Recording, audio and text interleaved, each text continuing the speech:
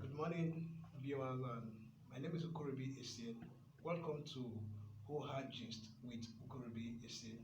As you all know, here we review trending stories on newspapers within Nigeria and around the globe, while we also see how we can contribute our quotas to trending stories, also what is happening in Nigeria, what's happening in our state and also around the world. And as you know, I will not be doing this alone. I usually have a guest, or will I call them people who contributors who contribute to reviewing these headlines from the national dailies. And today I will be doing this with a senior friend of mine, Mr. Castro Ezama. He is the South South chairman of CMPP, that is Conference of Nigerian Political Party. You're welcome to the program, Mr. Castro. My pleasure to be here. All right, welcome, sir. Well, for you out there, if you want to be part of this event or this program or the gist, all you have to do is follow our social media handles on Twitter, the Daily News, on Instagram, the Daily News, on Facebook, the Daily News Nigeria, and you can also subscribe to our YouTube channel, the Daily News TV, and you will be part of this program. Drop your comments, drop your contribution, your questions, and we assure you it will be treated. So without wasting much time, we go to our first headline for the day, and as usual, we start with local blogs around the state. And this morning we'll be beginning with the Daily News, and the first story on the Daily News this morning is Cricket Senate announces resumption date and approves two female for the position of DVCs. Yesterday it was on the social media, it was on air that the Senate of Cricket met yesterday and they approved today to be the resumption date for the school after over 10 months of students being at home. So students are expected to resume today, and lectures will likely begin next week. And apart from the resumption, um, two female were announced or approved as the new DVCs, as the Vice Chancellor, Deputy Vice Chancellor Academics and Deputy Vice Chancellor um, Administration, which is Professor Etio and Professor Mary Ayo. So, and there have been a lot of talks on social platforms, and those two females, they are from the south, and there is no, will I use the word, fair play cutting across the three central district of the state, where the VC comes from the north. So it's expected that the other two deputy vice chancellors should come from the central and the south. So I don't know, Mr. Castro, what do you have to say about the appointment of the two new DVCs for Britain? Well, first, let me join the voices of perseverance in congratulating them on their new appointment as Deputy Vice Chancellors, Administration and Academics, respectively. They are seasoned administrators, they are seasoned academics. Professor Mary Ayo taught me my university days, and she's a woman of no mean repute. If we must dwell on the sentiment in academic environment of senatorial district spread, then we also must take into consideration the fact that the two universities in Cross River, one is federal, one is state. The one in the University of Calabar has a female vice chancellor who isn't a southern Cross Riverian, and then we have a vice chancellor in Kutech who is a northern Cross Riverian. So you now see how, should I say, empty the south is. So okay, for the south to be given these two positions, first it was given to them on merit. It wasn't given to them on this sentiment. And I salute the courage of the University Senate for bringing them up. And then let's not also forget that Kutech is a university, a foremost university that had a female vice chancellor in the person of Professor Akin, and she did so well to the extent where she was also privileged to serve as a vice chancellor in the university in Nasarawa. And so it's not a new thing. And each time we celebrate women that have been in power, let's not forget the past, because we had Professor Academic who did so well, and she requires our celebration and accolade too as perseverance. All right, that leads me to the other issue I wanted to raise up. we have a female vice chancellor in Unical, two DVCs in Rickett who are female, and yesterday or day first we witnessed the inauguration of the first female vice president of the United States of America. So and we see our own Ikonjuwala, she's rising up and all that. I is there any hope, or is it that females in Nigeria are beginning to take up responsibilities and gaining their space in the leadership rounds of the nation? Yeah, of course, yes. I think that choice of Kamala Harris as vice president has really spurred the women. Yes. Women in Nigeria have always risen up, and we encourage them. You see clearly that, let me use two states, for instance, here. Kogi State and Cross River State, you see women everywhere. Okay. In our local government council in Cross River, it's either, in Odukpani, you have a woman as a chairman. Calabar South, you have a woman as a chairman. Or one of those. Yeah, about a good chunk of the local government have female chairmen. Biase has a female chairman. And so it's something that is commendable. Kogi, the same thing. And where we have male chairmen, we have female vice chairmen. So it's something that women have risen up, and we know that the 35% women affirmative action is something that, of course, it's been exceeded. And I call on the women to do more, because there during campaigns, if you look at the number of votes outside youth, you discover that the female will always score second as people who turn out during election voting. And so we call on them to come out. 2023 is coming. There's nothing wrong for a woman to vie for the governor of Cross River State or president of the Federal Republic of Nigeria. And so it's their time. They must utilize this time very well. And you know that each time a woman is privileged to lead, they do very well. They do well. And so we have confidence in them that the best will come out of them. All right. So that leads us to the next headline on the Daily News. And it says, Council boss bars impeached leader from hosting peace community meeting today.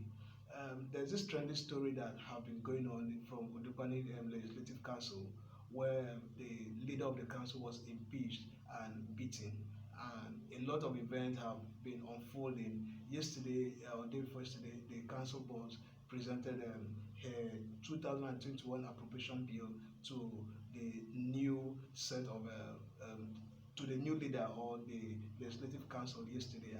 People started raising eyebrows that something happened in your council and you've not made any official statement to that effect. She can say that the impeachment of the former leader is political and has nothing to do with the office. But the fact that thugs came in to the council and beat up the leader, I think she, being the chief security officer of the local government, was supposed to have made an official statement, but she refused doing that. Instead, walked up to the legislative council and presented her budget. And yesterday, there was a press release from her chief press secretary barring the former council leader from hosting according to him, it is a recurrent peacekeeping talks he has been having with communities in the local government area, but the council boss has barred him from going ahead with that peace talk. I don't know if you have anything to add that. Yeah, we just talked about having female folks leading in leadership position, and so if that leader was impeached for political reason or political gains, then it's sad and condemnable. If the leader breached his constitutional duties that could lead to impeachment. Well, there was a 5-count charge levied against him. Yes, and so it's a normal thing where he can be, if it's an impeachable offense, he can be impeached. And remember that we also have the judiciary where he can seek redress if this thing is not done in good light. But stopping him from peaceful association, you are breaching his constitutional rights. And so that is very wrong, and we call on the council boss to be careful on how she goes about it, and they should remember that he who lives in a glass house should not throw stones. There are better ways where they can always sit down and dialogue. Dialogue is one key thing that will lead to that. recall that towards the election of this local government council, there had been dialogues here and there where, of course, I was involved. If some stakeholders in Cross River were involved, it was through dialogue that we had the local government in place. And so, Madam Chairman should understand that dialogue is key. Odukwane local government is very sensitive. There are a lot of political gladiators from that local government, and so she must befriend every one of them. She mustn't take side on any political leader, because your enemy today will be your friend tomorrow. The person you think unkindly might be your warmest friend tomorrow. So there's need for dialogue. She mustn't trample on the right of that leader that was impeached. There's need for continuous dialogue going forward, so that of course, from what we are reading that is trending, is the fact that that leader was going about a peaceful meeting. And so it's something that should be cherished. A man who was impeached shouldn't be holding peaceful meeting in the first place. But you see that Odukwane itself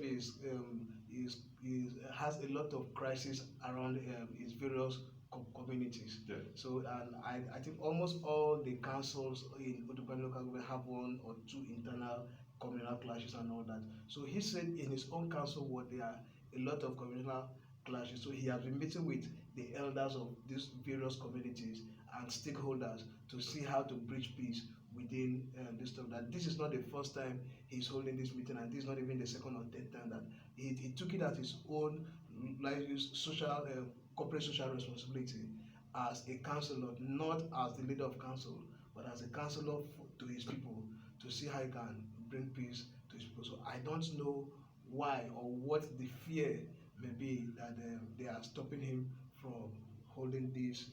That's where I was going to. I said ordinarily that he was impeached is something that should give him psychological worry. But he still left that and still went about talking peace in his immediate constituency. So I joined voices to hail this councillor, that he's doing well.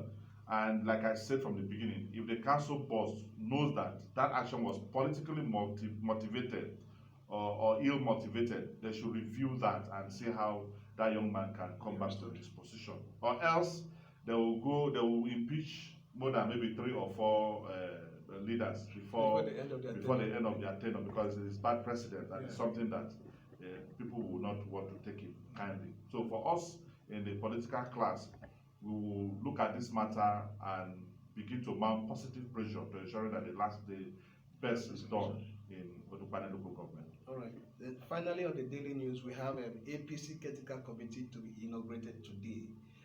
There's a lot that has been happening in APC, especially Cross River State and nationally.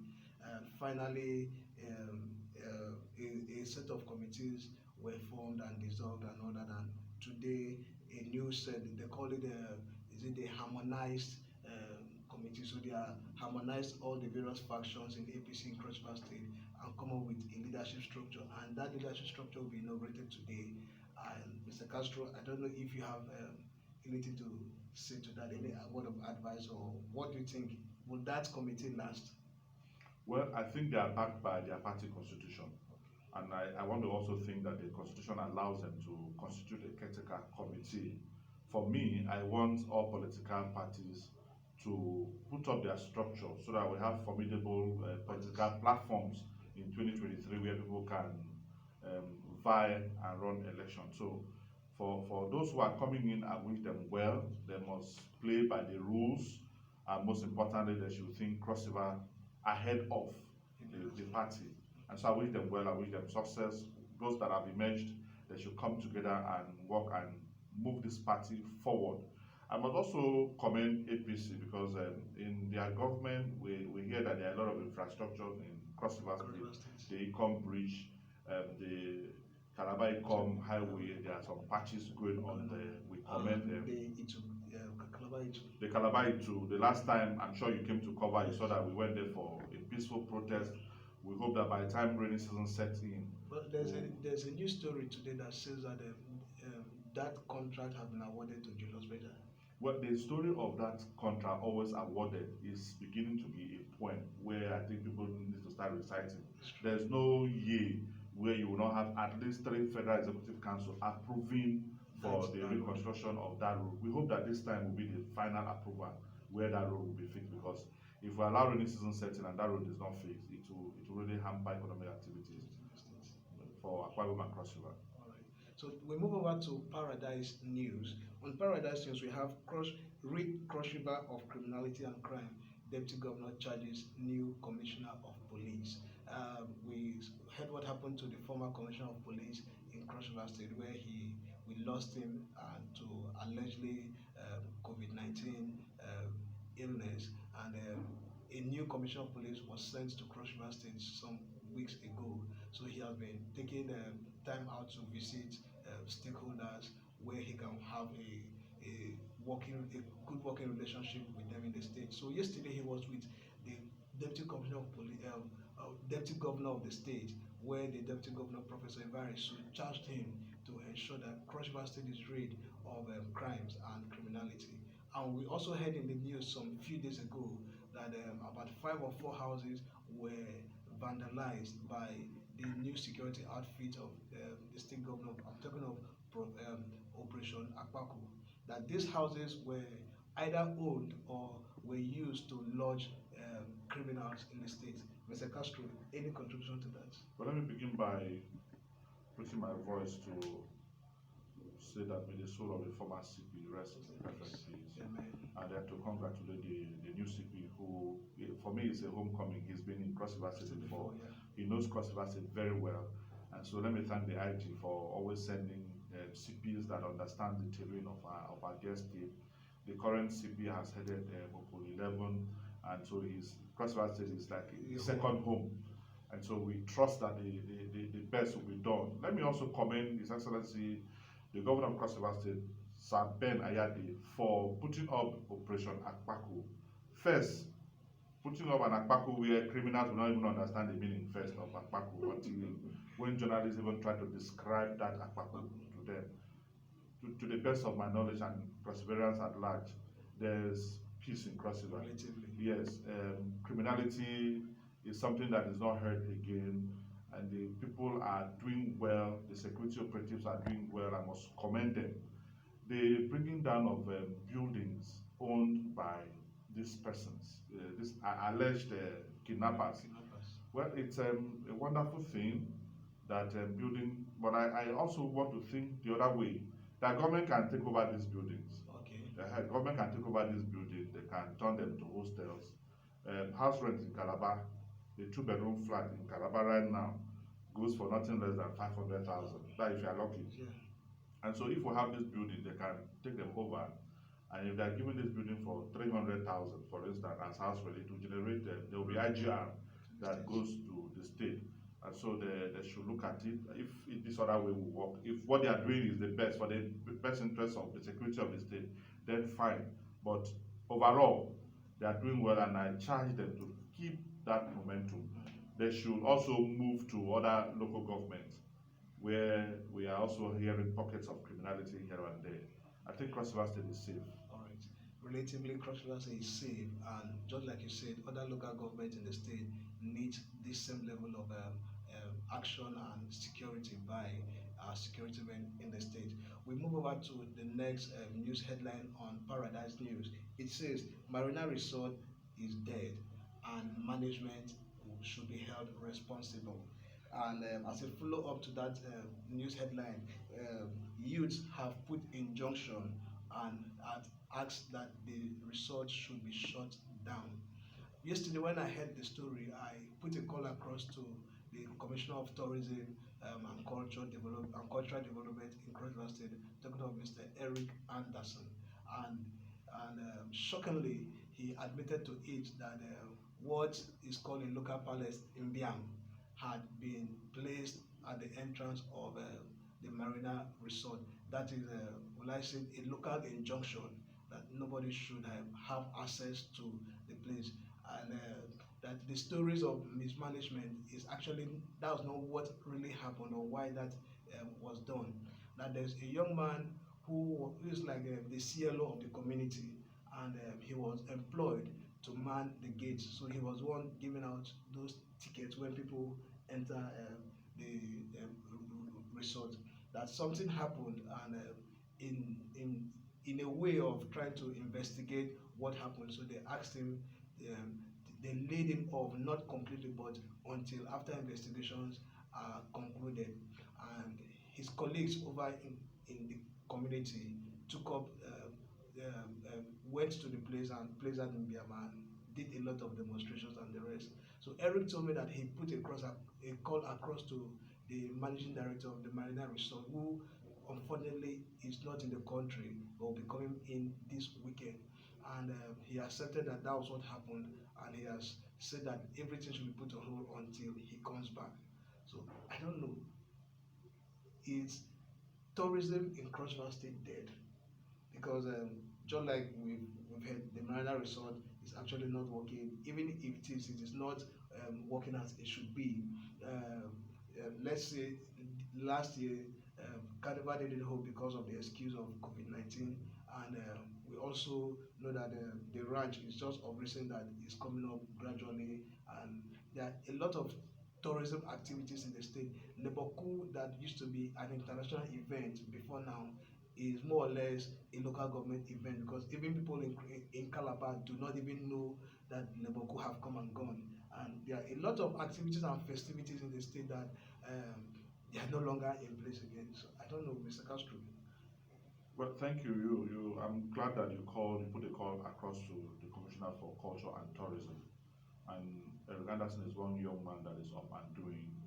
I also think that he has the enablement to move that ministry forward, because Cross River State, that ministry he heads, is one signature of this state where we are known for our tourism and hospitality. And so I hope that the Marina Resort is something that should be urgently looked into. If the MD or whoever travel, is it an official assignment? Those are the things they need to look at. If it's an official assignment, then of course they'll need to wait. But should he travel, there should be other subordinates that should take action. That should take action. So they shouldn't wait.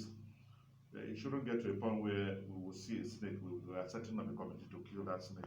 It's something that should be aggressively looked into. Marina Resort is not just a tourism site, it's a place that generates revenue, that should generate revenue to the state and even the local government that houses that outfit. And so they should. My worry first for Marina Resort was the insecurity there. Okay. Now that we have Operation Akpaku in place, we are guaranteed of security, and taking the protocols of COVID-19 into consideration, that place should be open for people to have relaxation each time they feel like sitting out. And so the Commissioner for Culture and Tourism, who I know that is a man, like I said, is up and doing, will fix that place. And we do not need to wait for the MD who travel. What if his flight is delayed and all of those things? But and of course, there's one shocking story, information I got from that call yesterday, and he told that the Marina Resort is not directly under his purview. And the MD of the Marina Resort reports directly to the governor. The MD of the Carnival Commission. There are some agencies that were supposed to be under the Ministry of Culture and Tourism, but because those agencies and parastatal came into being by act of the House of Assembly, by act of law, they were enacted by the House of Assembly, and the law that brought those agencies into being places them directly under the supervision of the chief executive of the state. And we all know that the Ministry of Culture and Tourism just came into existence in 2015. So can't anything be done? Can't those laws be repealed and or redrafted so that all these agencies will be put directly under the Ministry of Culture and Tourism for effective supervision? Well, that's a good one. Like he said, for him to have gotten information about the MD who travel and is coming back, he can have some little oversight function.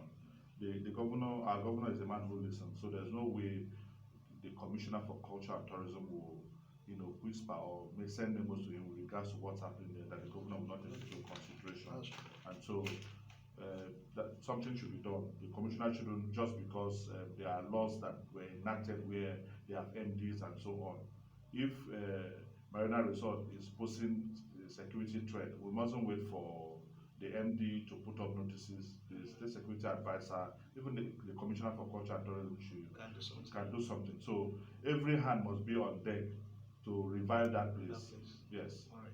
Thank you very much, Mr. Castro. If you are just joining us, you are still on to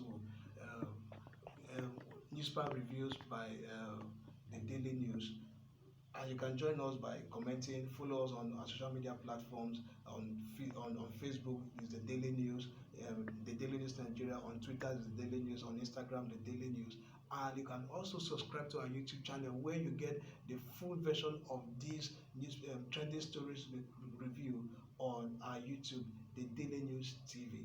All right, we are now going to review a very trending story on We Talk Nigeria, and it says President Buhari sacks Rickett as NPA chairman, makes new appointment.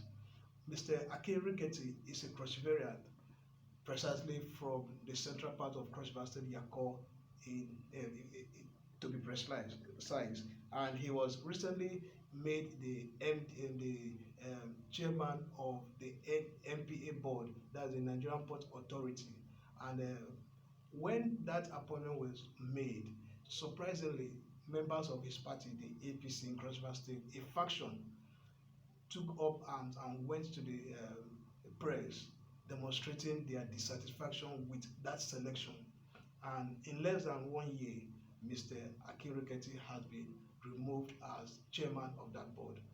Would you say it is witch hunting from the state, or as some other person says that it's a national politics because he is from the South and states in the South are fighting seriously to develop their own ports like Cross River State Port and that of Akwa Ibom State.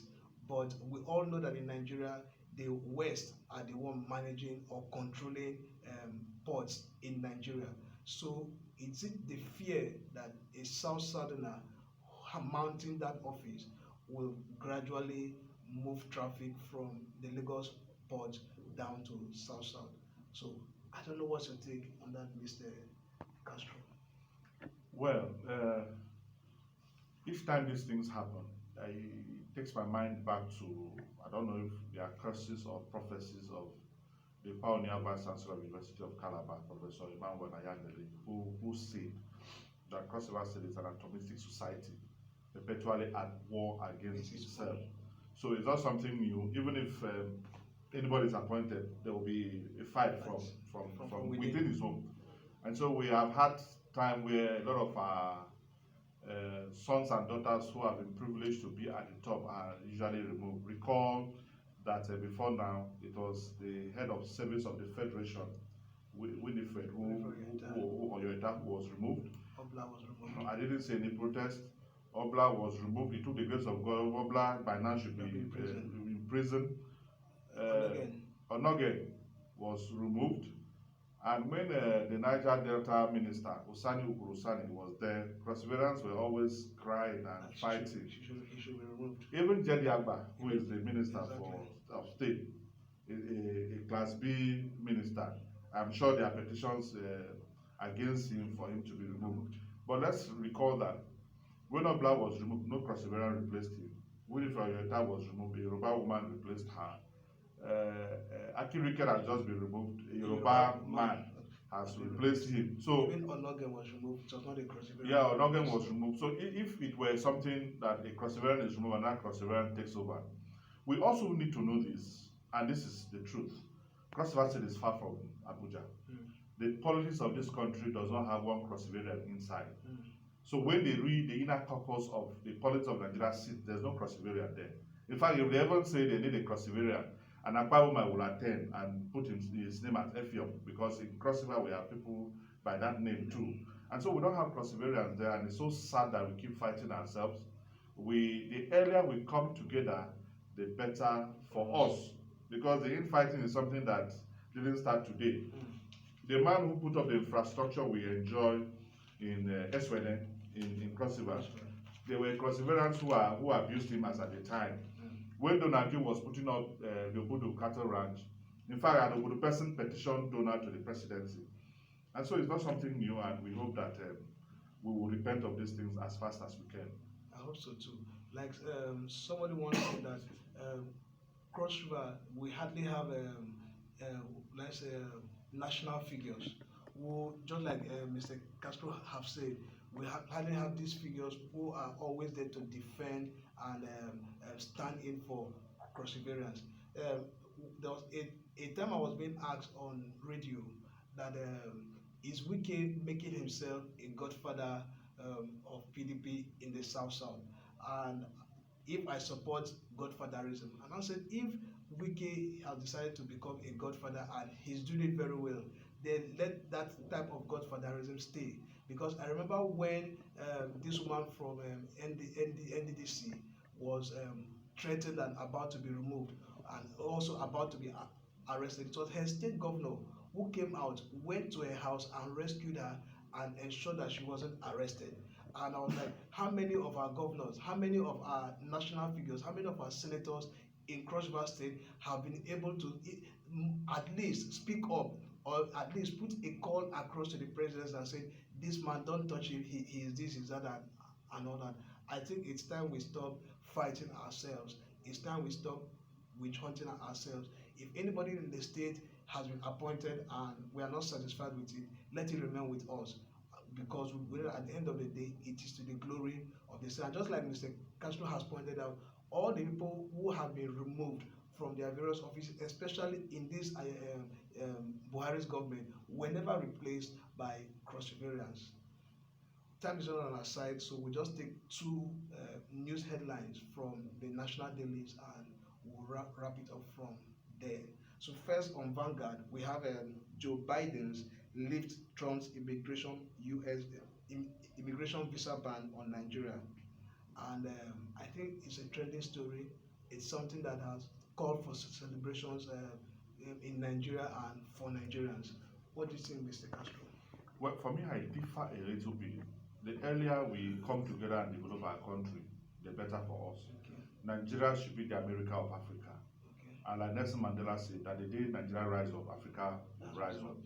And so we mustn't jubilate because they have opened borders for Nigerians to come to their own country. We have talents. And in one of the states in the United States of America, we have about 6,000 medical doctors who are Nigerians. And they are doing well. And so if we create the enabling environment in Nigeria where we have these medical doctors, they wouldn't want to go elsewhere. And that's what we call brain drain. Brain drain, yeah. And so Donald Trump was a president for the Americans. He wanted to develop their country. And maybe if his body language didn't allow for others to come in, we need to develop ours. We have what it takes to put up a Nigeria that should, with time, look like America. And so we shouldn't just jubilate because immigration ban has been lifted. And so that shouldn't call for celebration. It should rather call for worry. Why are Nigerians running away from Nigeria to America? What are the remote causes of these things? Can we address them? Of course, we have the finances to do it. The problem of our country is not the natural resources we have. The problem of Nigeria is the human resources. If we can harness the human resources and put the brains together, Nigeria will rise up and Africa for once will rise.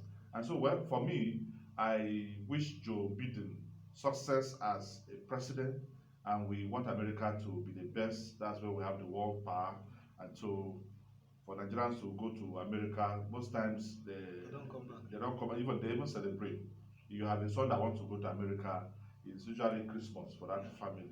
And so let's develop our own country. Me, I'm here to develop Cross River, so that people from America can jubilate to come to Cross River. There are two things Joe Biden had done in less than 24 hours after his inauguration that directly affected Nigerians. One was the lifting up of the visa ban, and second was he put a call across to a Nigerian based in America, a young girl from Oyo State, Oyo State, named Josephine, thanking her for the role she and her family played in his victory as American president, and also extending an invitation to the family to come to White House when things normalize. So what is that significant? Does that have any significance to Nigerians that in less than 24 hours, Joe Biden had taken two great steps to affect Nigeria? And the question is, why Nigeria?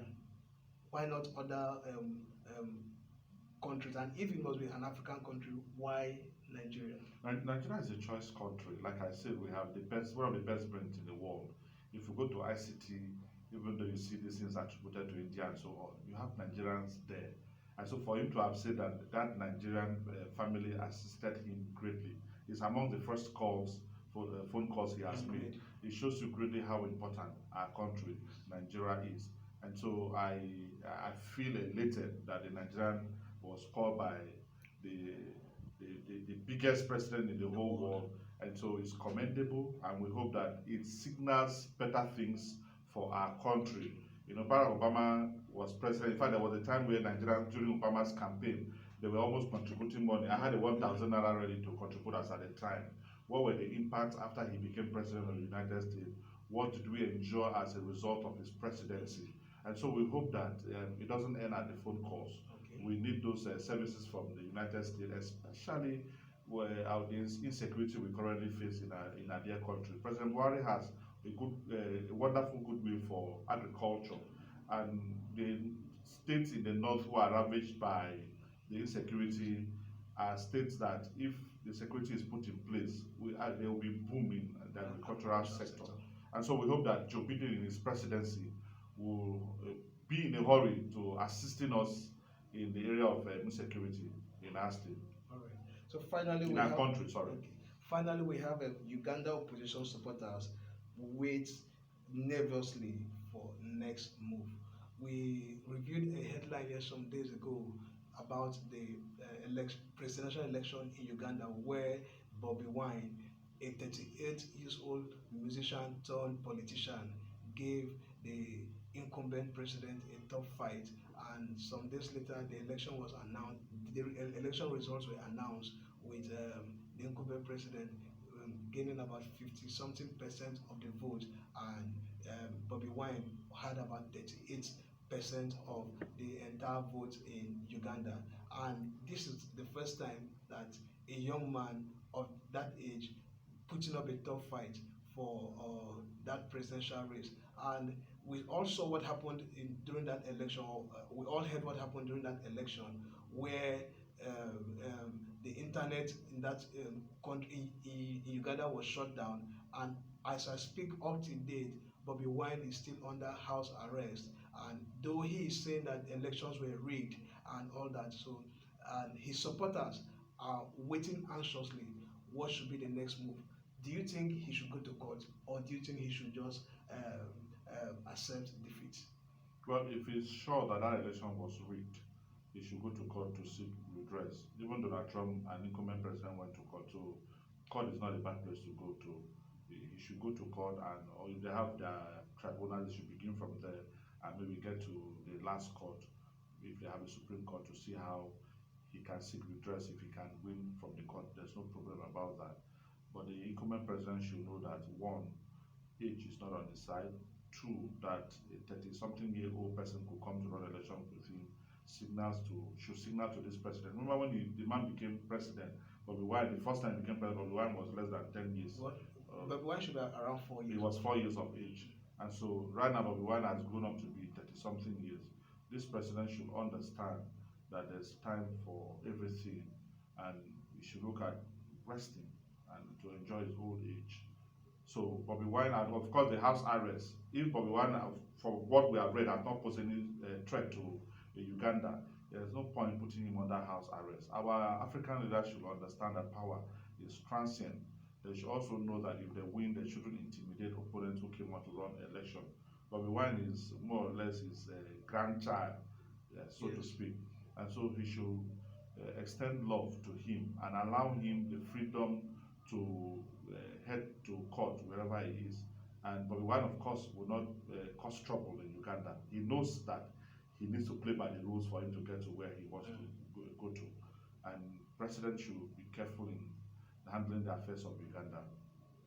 All right, viewers, this is where we draw the curtain for today's edition of our program.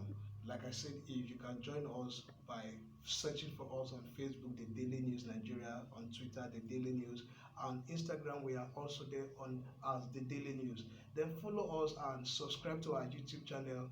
the Daily News TV, where you get the complete edition of our whole hard gist. Every day from Monday to Friday, we give you gist of the trending stories around the country and the globe.